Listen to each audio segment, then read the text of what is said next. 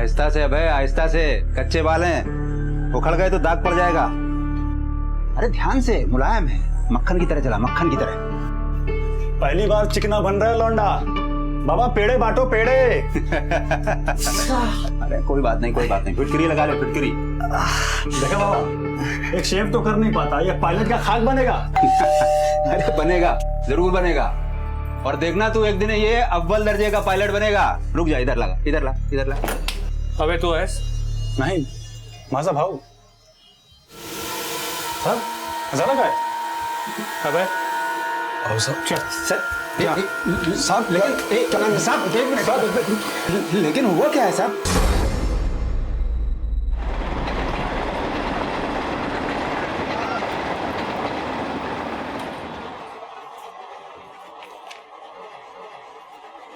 क्या ढूंढ रहा है?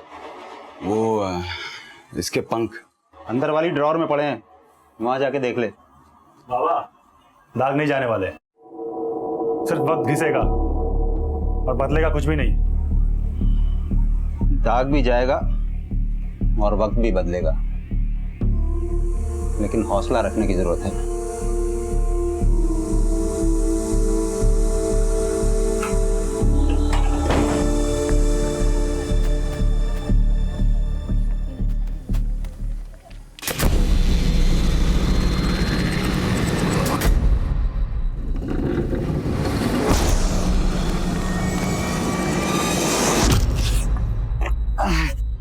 ऐसे क्या देख रहा?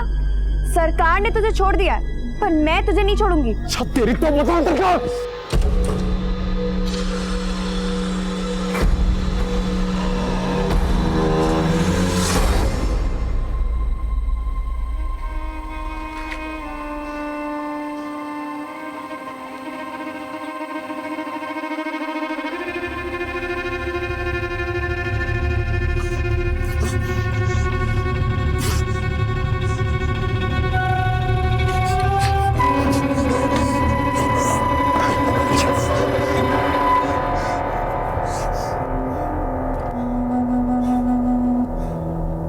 क्यों टूट गया हौसला?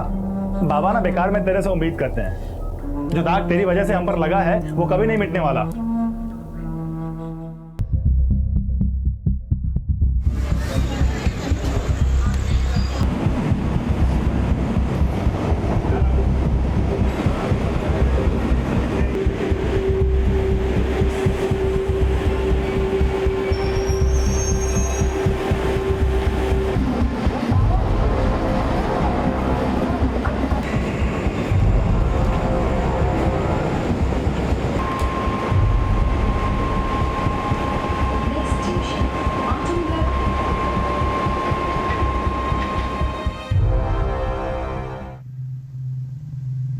तेरे अंदर का इंसान मर गया या जेल जाके तेरा जानवर शांत हो गया? भाग मत, साबित करके दिखा कि तू इंसान है या जानवर ही था।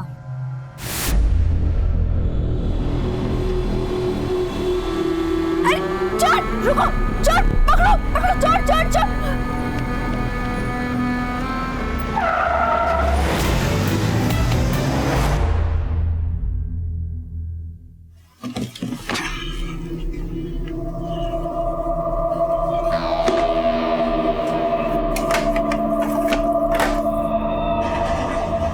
दुनिया की नजर से खुद को मत देख, बस खुद का हौसला जिंदा रख। माहौल भी बदलेगा और एक दिन कोई तुझे नीचा भी नहीं दिखाएगा। बाबा, मैं इसे नीचा नहीं दिखाता, लेकिन इसकी वजह से जो मुझे नीचा देखना पड़ता है ना, तो प्रॉब्लम होती है। तो तेरी प्रॉब्लम दूर कर रहे हैं ना, ये शहर छोड़कर जा ही रहे हैं ना। लेकिन एक बात याद रखना, यहाँ का दिया हुआ यहीं छोड़कर जाना, बस।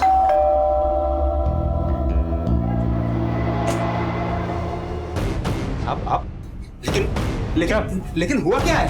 चल, क्या हुआ सर? अब क्या हुआ है सर? सर हुआ तो, लेकिन सर अब सर सुनिए बात। अभय सर, फिर से उसको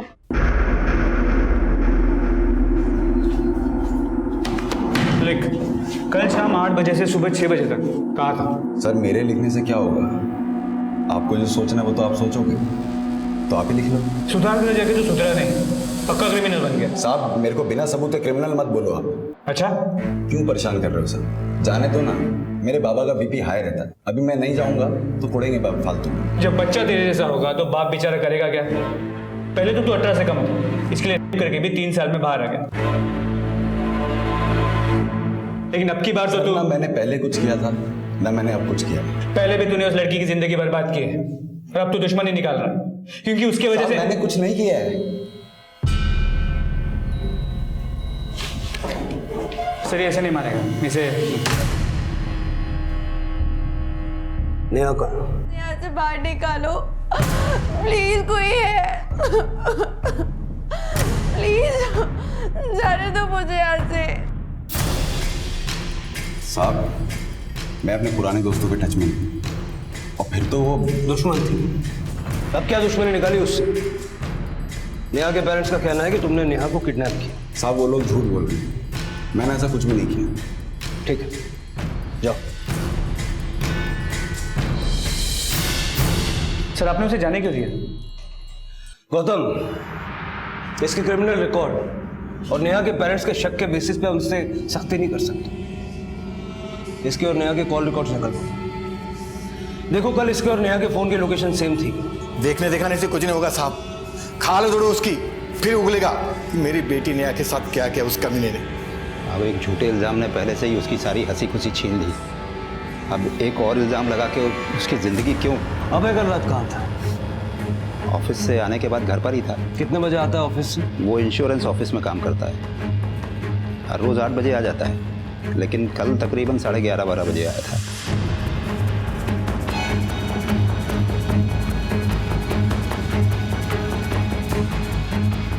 ठीक है सर, अभय तो कल शाम 7 बजे ही ऑफिस से निकल गया था।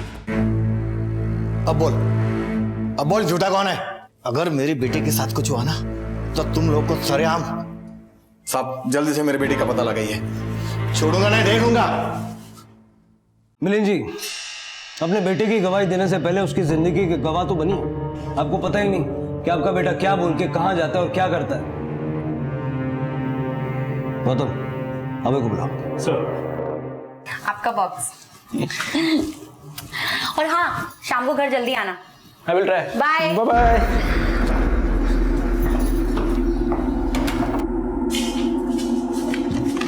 सर ये लोग क्या कह रहे हैं? तू कल शाम को ही ऑफिस से निकल गया था?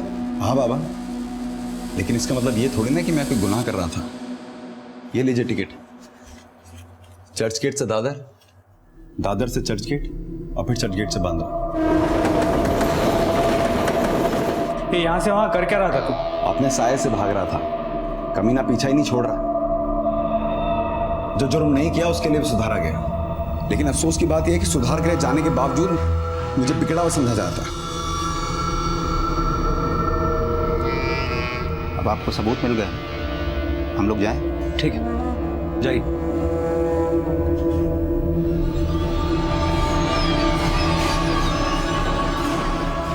सर ये इसकी चाल है, हो सकता है कि ये टिकट्स इसके लिए किसी और ने खरीदे। टिकट काउंटर का सीसीटीवी फुटेज मंगवा। सर आज नहीं रिवाज, सॉरी यार, एक्चुअली बाबा को कहीं जाना पड़ा ना, इसलिए कल मिलवा दूंगा पक्का। नहीं, और कोई नहीं रहता हमारे साथ। हाँ कल पक्का, श्योर। चल बाय, लव यू। गर्लफ्रेंड थी मेरी। ये क्यों बोला कि घर पे कोई नहीं? क्योंकि मैंने उससे बोल रखा है कि तू हमारे साथ नहीं रहता, जब वो यहाँ आए तो तू बाहर चले जाना।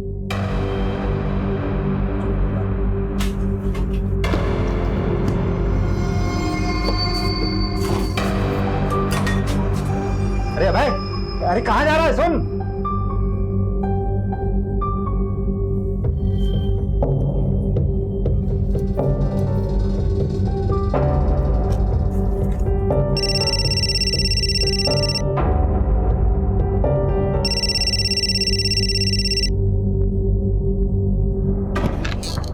सर, चर्च गेट की सीसीटीवी फुटेज और अभय के कॉल रिकॉर्ड्स को चेक किया।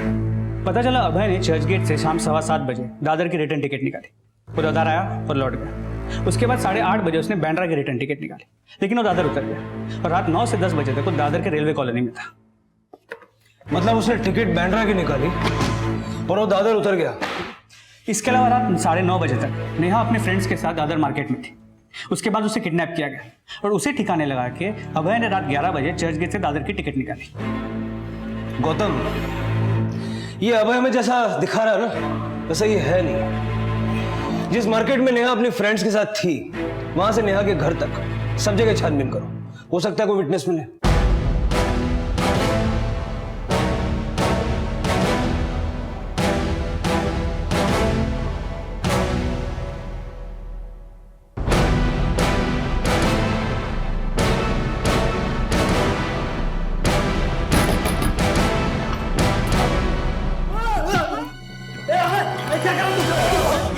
तू क्या छोड़ूंगा नहीं तेरे को मैं।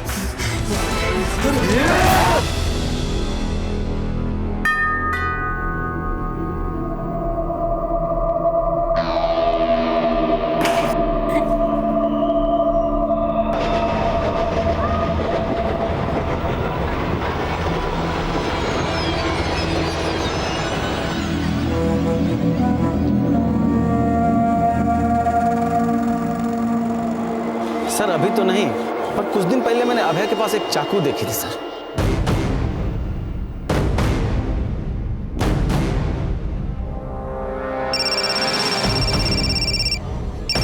हेलो,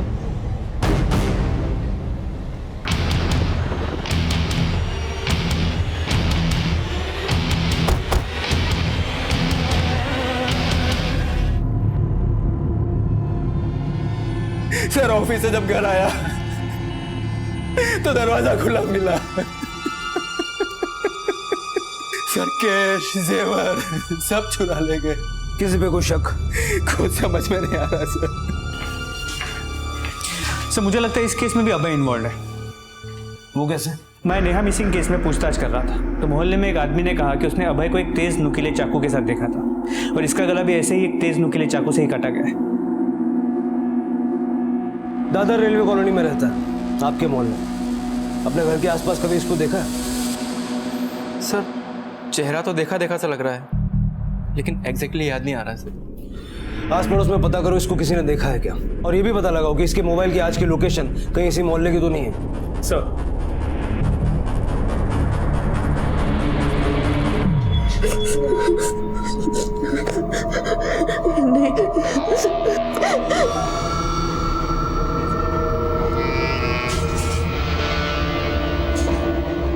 कहाँ गया था? अरे कम से कम फोन तो लेके जाना चाहिए था। कितनी टेंशन हो रही थी। अरे टेंशन लेना तो इसकी आदत है बाबा। 3 साल जेल में था तब भी टेंशन, अभी छूट के आ गया तब भी टेंशन। देख बात सुन, मुझे नहीं पता कि तूने नेहा का किया है कि नहीं किया, लेकिन अगर तूने उसे किडनैप किया है तो फिर हमसे नाता तोड़ ले, समझा? अरे सुन, कहाँ जा रहा है फिर से? सुन तो।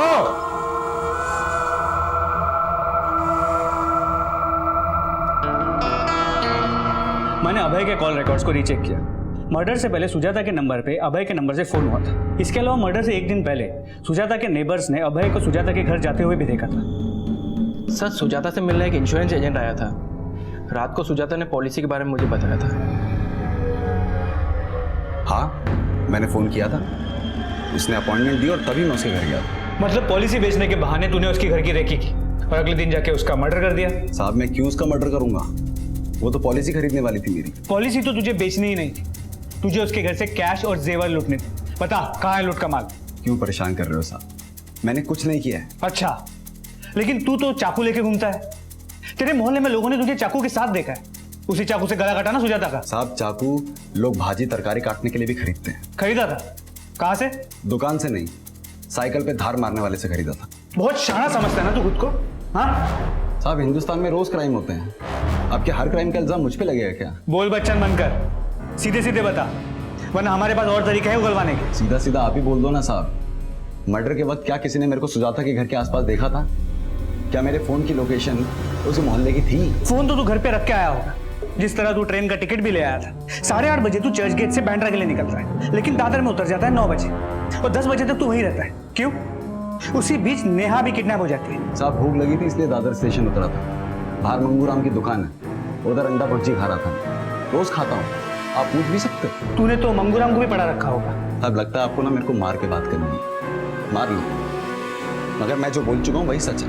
देखा भाई, पिछली बार तेरे साथ इंसाफ हुआ या ना इंसाफी ये तो मैं नहीं जानता, लेकिन सबूत तेरे खिलाफ था। लेकिन सर सबूत अब तो मेरे खिलाफ नहीं है, फिर भी नाइंसाफी हो रही है। तू क्या सोचता है रे?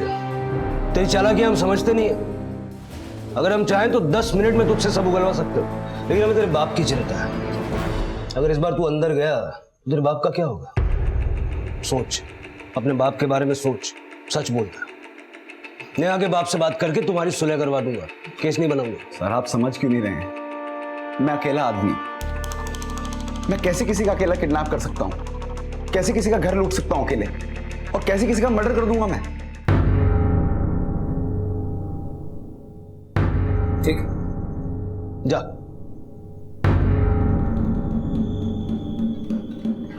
अपनी सफाई में एक इशारा खुद देकर गया ही है। पता लगा ऐसा कौन हो सकता है जो इसका साथ दे रहा है और ये एक के बाद एक अपराध को अंजाम दे रहा है। सना और किरण, इन दोनों को अभय के फोन से अक्सर फोन होते थे। मैंने इनका बैकग्राउंड चेक किया। किरण अभय को माटुंगा के सुधार गृह में मिला था और सना पुणे में। ये किरण और सना एक दूसरे को पहले से जानते और इन तीनों की दोस्ती हो गई। इन दोनों ने क्या क्राइम किया था? सना 3 साल पहले मलाड के सी व्यू लॉज से प्रोस्टिट्यूशन रैकेट में पकड़ी गई थी। किरण ने रैश ड्राइविंग करते हुए एक बुजुर्ग को गाड़ी ठोक दी थी, जिसमें उनकी मौत हो गई। कहीं ऐसा तो नहीं कि तीनों ने सुधार गृह से निकलने के बाद गैंग बना लिया हो? अभय का बदला लेने के लिए अभय और उसके दोस्तों ने पहले नेहा की किडनैपिंग की और अभी ये सुजाता का मर्डर और लूट। वो चाहे जितनी चालाकी कर ले, लेकिन उनकी एक छोटी सी गलती उनकी पूरी प्लानिंग का चिट्ठा खोल सकती है।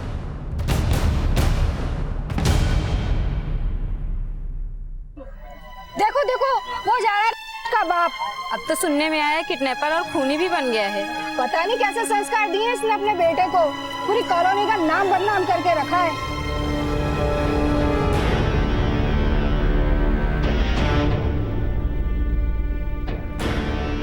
पता नहीं कैसे संस्कार दिए इसने अपने बेटे को, पूरी कॉलोनी का नाम बदनाम करके रखा है।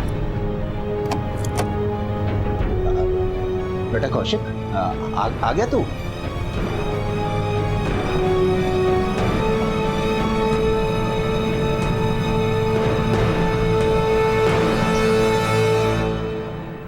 बाबा, आपको कभी पीते हुए नहीं देखा, कभी नहीं जब आई गुजरी थी। तेरी आई जब गुजरी थी ना, तब मैं इतना टूटा नहीं था, लेकिन आज पुलिस कहती है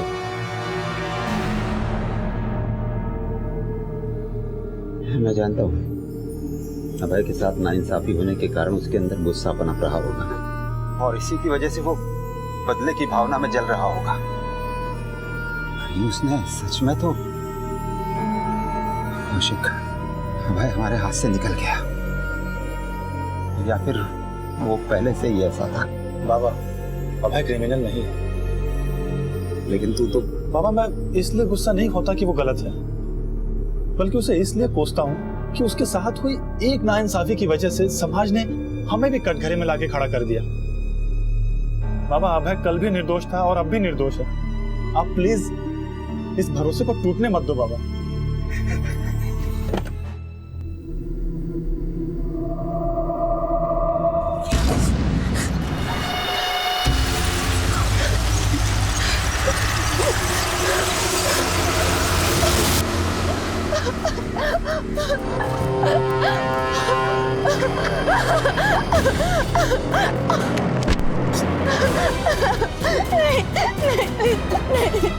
नहीं, छोड़ दो प्लीज। नहीं।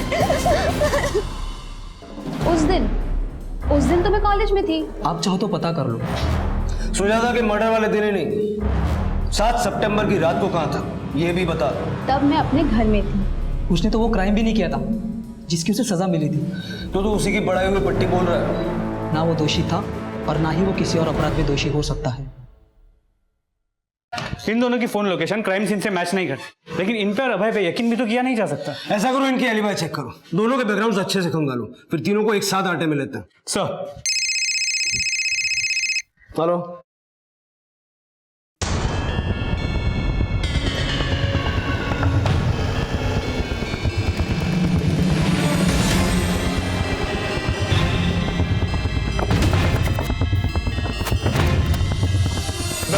हटो हटो हटो फिर ये साइड में जी।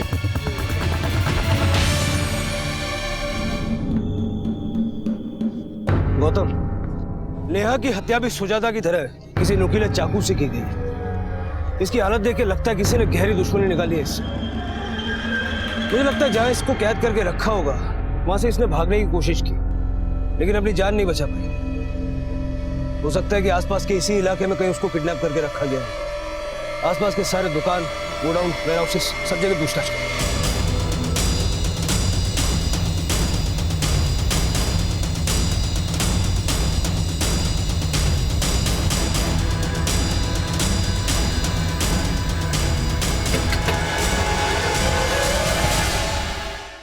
कहाँ कर बेटा? अरे कमीने बाहर निकल! मेरी बेटी को मारा है? बेटी को मारा? छोड़ उसको! चल! अरे बाजार में नंगा सा चल! बहुत चर्बी चली तेरे को, हाँ? हीरो बनता है साले! हाँ साले को! हट जा! मार दिया मैं! हट तो भाई! पोस्टमार्टम रिपोर्ट के मुताबिक नेहा की हत्या से पहले उसके साथ एक बार नहीं कई बार दरिंदगी के साथ किया गया। बॉडी पे, प्राइवेट पार्ट्स पे इंजरी मार्क्स, पैर की हड्डी भी टूटी हुई है। मतलब सिर्फ भी नहीं किया गया, उसके साथ दिल खोल के दुश्मनी निकाली गई। और इस अभय के अलावा कोई नजर भी नहीं आ रहा। कुछ पता चला नेहा को किडनैप करके कहाँ रखा गया था? आसपास पूछताछ चल रही है, होपफुली जल्दी कुछ पता चल जाए। सर बाहर प्रिया नाम की लड़की आई है जो अभय के बारे में कुछ बताना चाहती है। सर मैं अभय के एरिया में ही रहती हूँ। 3 साल पहले तक वो मेरा अच्छा दोस्त हुआ करता था, लेकिन जब मुझे पता चला कि उसने नेहा का रेप किया है तो मुझे उससे नफरत हो गई। जेल से छूटने के बाद जब वो मुझसे मिला तो मुझे लगा शायद वो सुधर गया होगा, लेकिन हकीकत कुछ और ही निकली। प्रिया जो कुछ भी कहना चाहती हो साफ साफ कहो। सर वो निर्दोष नहीं था और ना ही उसे अपने किए का पछतावा था, बल्कि वो तो बदले की आग में जल रहा था। सरकार ने तुझे छोड़ दिया पर मैं तुझे नहीं छोड़ूंगी। तेरी तो मकान देखा। वो तब सिर्फ इसलिए रुका क्योंकि उसे नेहा को और बड़ी सजा देनी थी, और उसने दी। पहले नेहा को किडनैप किया और फिर उसे जान से मार दिया। तुमने देखा उसे किडनैप करते हुए या मारते हुए? नहीं सर, मैंने नहीं देखा, लेकिन हाँ उसने अपनी नफरत की कहानी खुद मुझे सुनाई। तुझे जितना कोसना है तू कोस ले, लेकिन अब मैं वही करूंगा जो मुझे करना है, समझी? और उसने वही किया। उसके अंदर हैवान पनप रहा था। ये सब हमें पहले क्यों नहीं बताया? सर अगर बताती तो वो मेरा भी वही हाल करता जो नेहा का किया। अब उसने सारी हदें तोड़ दी है और वो मुझे कभी भी खत्म कर सकता है, क्योंकि उसका ये राज सिर्फ मैं ही जानती हूँ।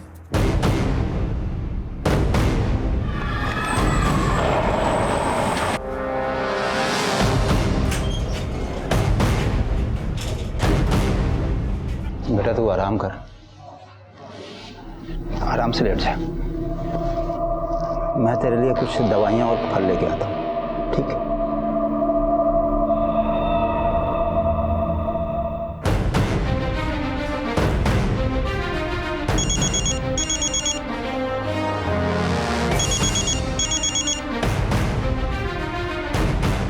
हेलो,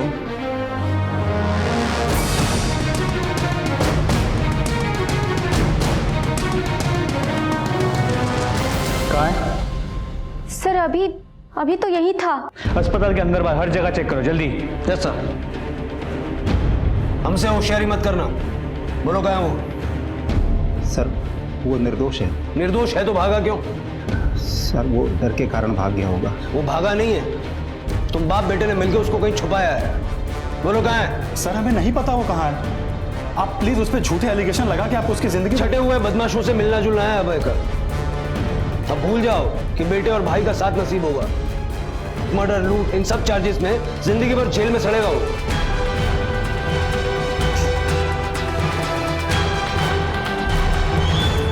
सर एक नंबर सामने आया है, किसी अवधेश का है। इस नंबर की लोकेशन नेहा की किडनैपिंग और सुजाता के मर्डर के लोकेशन के साथ मैच करती है। इस आदमी का एक गोडाउन भी है उस एरिया में जहां पे नेहा की लाश मिली थी। अवधेश? जी सर, पर ये गोडाउन कुछ दिनों से बंद भी है। Let's go.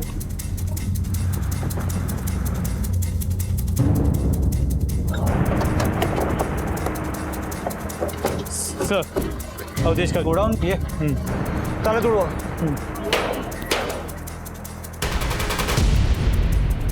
लाइट लगाओ।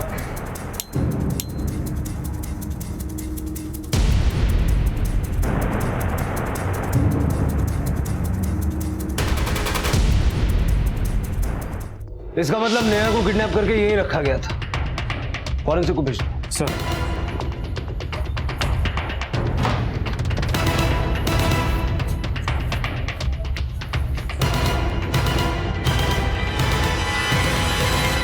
सर सर आइए सर, उधर देखिए सर।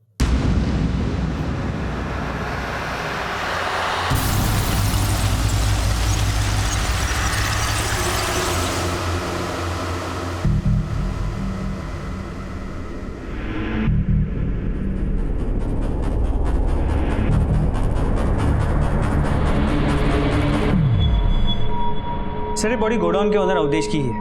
मैंने इसका बैकग्राउंड चेक किया तो पता चला चोरी, लूट और छेड़छाड़ के मामलों में कई बार ये जेल जा चुका है। खबरियों से ये भी पता चला है कि पिछले कुछ सालों में सुधार गृह से छूटे बच्चों को लालच देकर अपने गिरोह में शामिल कर लेता है। मतलब अभय, किरण और सना भी इसके साथ हो सकता है। सुजाता के मर्डर और नेहा की किडनैपिंग के दिन इसके फोन पे कई बार 10-10, 12-12 सेकंड के कई कॉल आए थे और ये कॉल्स किसी चोरी के सिम से किए गए थे। मतलब इस नंबर से अवधेश को लगातार अपडेट्स दिए जा रहे थे और ये कॉल्स और कोई नहीं, उसी की गैंग के क्रिमिनल बच्चे कर रहे होंगे।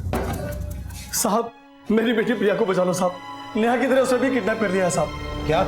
हाँ साहब, मैंने उसे समझाया था कि अभय के खिलाफ ना बोले, वो नहीं मानी साहब, इसलिए अभय ने उसे भी उठा लिया साहब। साहब बचा लो साहब उसे। ओके ठीक है सर, वो चोरी के सिम वाला नंबर एक्टिव हो गया है।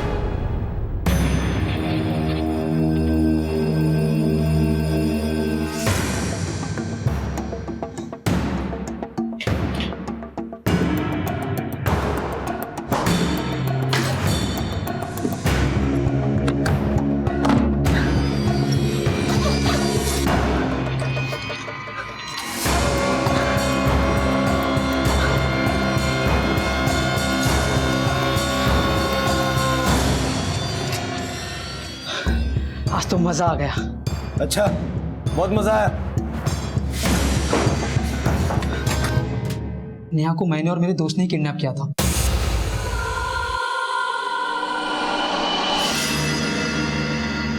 अरे चोर, रुको, चोर, पकड़ो, पकड़ो, चोर, चोर, चोर।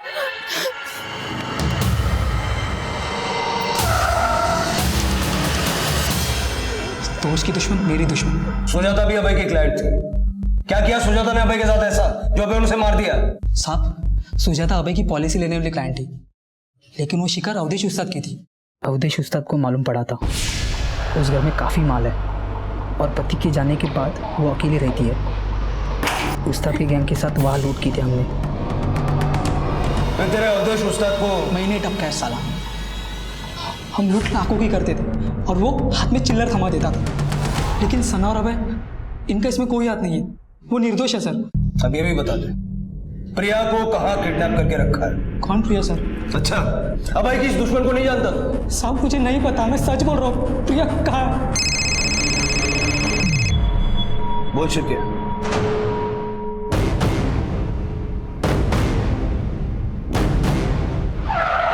सर चलिए सर। मेरी बच्ची को मार दिया। अरे मेरी बच्ची।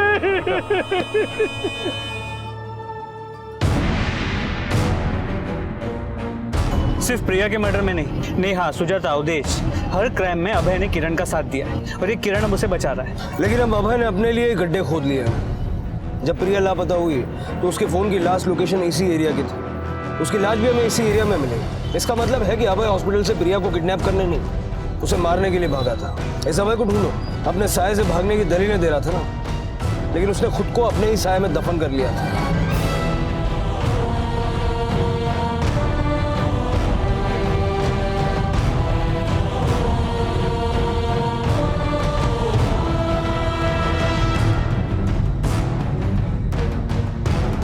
पुलिस को अभय की तलाश थी, लेकिन उसके भाई और पिता इस दुविधा में थे कि कहीं सामने आने वाला सच उनकी उम्मीदें न तोड़ दे। और इसी बीच प्रिया की पोस्टमार्टम रिपोर्ट आई। प्रिया की पोस्टमार्टम रिपोर्ट, उसकी हत्या दम घुटने से हुई। प्रिया के गायब होने का समय और प्रिया की मौत का समय भी मैच करता है। प्रिया की पोस्टमार्टम रिपोर्ट के हिसाब से उसके बॉडी पे और प्राइवेट पार्ट्स पे कई इंजरी मार्क्स हैं जो काफी पुराने हैं। हो सकता है कि पिछले कई महीनों से उसके साथ रेप हो रहा हो। साहब ये जरूर अभय ही कर रहा होगा। हाँ साहब। लेकिन प्रिया जब हमारे पास अभय की शिकायत लेकर आई तब उसने हमें ये क्यों नहीं बताया? शायद शर्म और अभय की डर की वजह से वो चुप रही होगी साहब। और उस कमीने ने मेरी बच्ची को हमेशा के लिए चुप करा दिया साहब। उस अभय ने एक बार मेरी जान लेने की भी कोशिश की थी। तो क्या छोड़ूंगा नहीं तेरे को।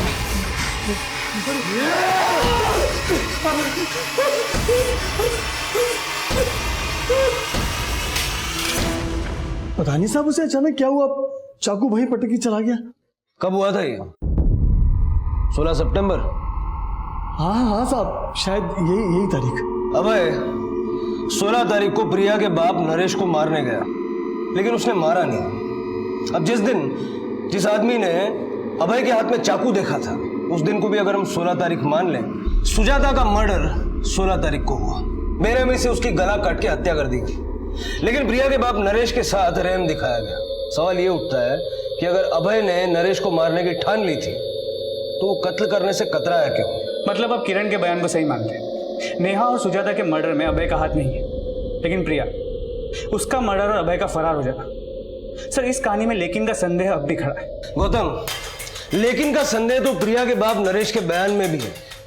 पहले उसने कहा कि उसने अपना मुंह अभय के डर से नहीं खोला, लेकिन बाद में उसने ये भी कहा कि अभय उससे डर गया और उसे बिना मारे चला गया। इस रात से तो पर्दा तभी उठेगा जब ये अभय हमारे हाथ लगेगा।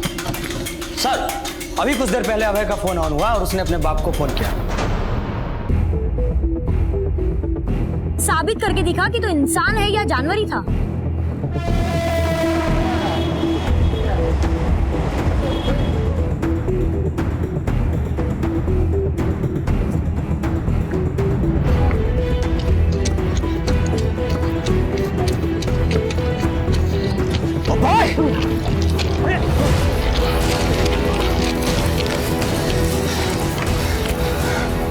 अपने साये से भागना इतना आसान नहीं है। सही बोले साहब, मेरी तकदीर में ही था क्रिमिनल बनना। जो क्राइम किया नहीं उसकी सजा काटते काटते मैं भी क्रिमिनल बन गया। तो तू मानता है कि नेहा की किडनैपिंग, सुजाता का मर्डर और प्रिया का? आपके इन्हीं आरोपों की वजह से प्रिया मेरे को आरोपी मानने लगी थी, लेकिन सच नहीं देखा कभी किसी ने। नहीं पापा, समझे ना? पहले तेरे को मारा था ना? बोल, लेगा मेरा बदला? प्रिया, मैं हाँ या ना? तुम समझ क्यों नहीं रही हो? मैं किसी को नहीं मार सकता हूँ। तो तू ये चाहता है कि वो रोज मुझे नोचता रहे और अपनी हवस का शिकार बनाता रहे?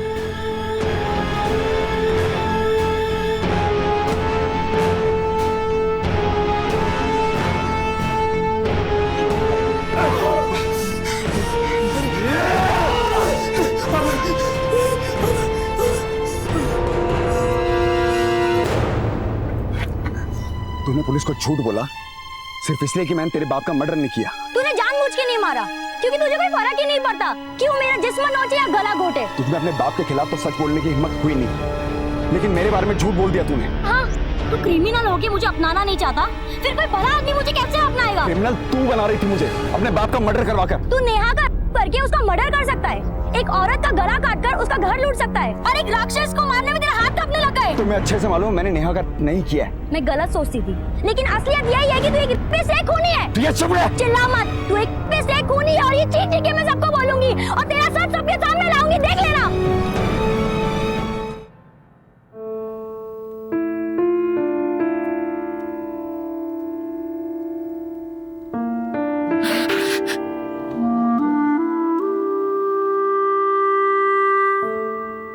कहते हैं कि बद अच्छा बदनाम बुरा। अभय भी बदनाम ही था, लेकिन अगर कोई बदनाम है तो इसका मतलब ये नहीं है कि वो बुरा भी हो। जिंदगी बदलने का मौका हर किसी को मिलना चाहिए। अगर कोई गिरकर संभलने की कोशिश कर रहा हो तो भले ही हम अपना हाथ देकर उसकी मदद ना करें, लेकिन कम से कम उसे वापस धक्का तो ना दें। इसी विचार के साथ अब मैं अनूप सोनी आपसे विदा लेता हूं। फिर मुलाकात होगी अगले एपिसोड में एक और चौंका देने वाले केस के साथ।